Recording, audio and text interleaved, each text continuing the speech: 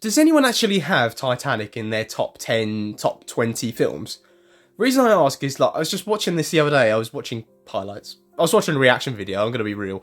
And I was like, actually, this film is so good. And we actually don't talk about it that often. Because it's in the $1 billion club, it's received its flowers, it's got its credit, it's not an underdog anymore, so we don't really talk about what's great about it. But if you were to ask all of the people, the nerds like me on Film Talk, Movie Talk, or whatever, what their favourite films are, it never crops up. And I wonder if that's just because of the sheer amount of money that it made, that it just feels like it's beneath some people to talk about it. But in terms of, like, there's so many things, like there's so many metrics, like intimacy and emotion and grand scale of things. Like, don't get me wrong, this film had some CGI weirdness, but overall it's a stunning thing to look at.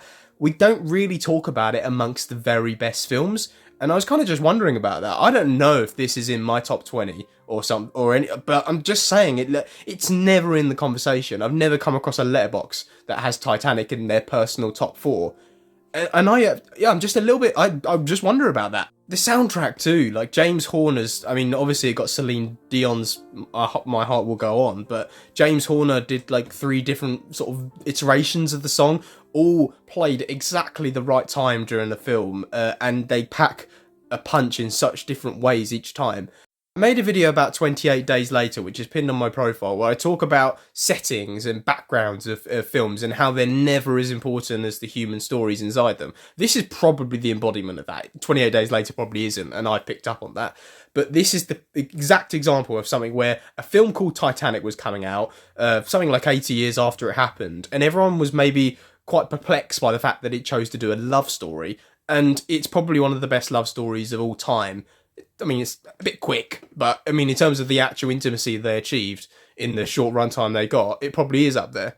How impressive is it that they just made a film where they commenced with the storyline of the Titanic and they sank the ship? All the while, it felt like background. It felt like something that was happening while these two were getting to know each other and achieving the on-screen chemistry that they did. And I don't know, maybe romances in general just don't get the same attention in terms of film conversations that out-and-out dramas do, things that are maybe more abstract or just different genres. I don't know, if anyone has this in their top 10, 20 films, I'd be interested, and I'd probably be equally interested to learn why not.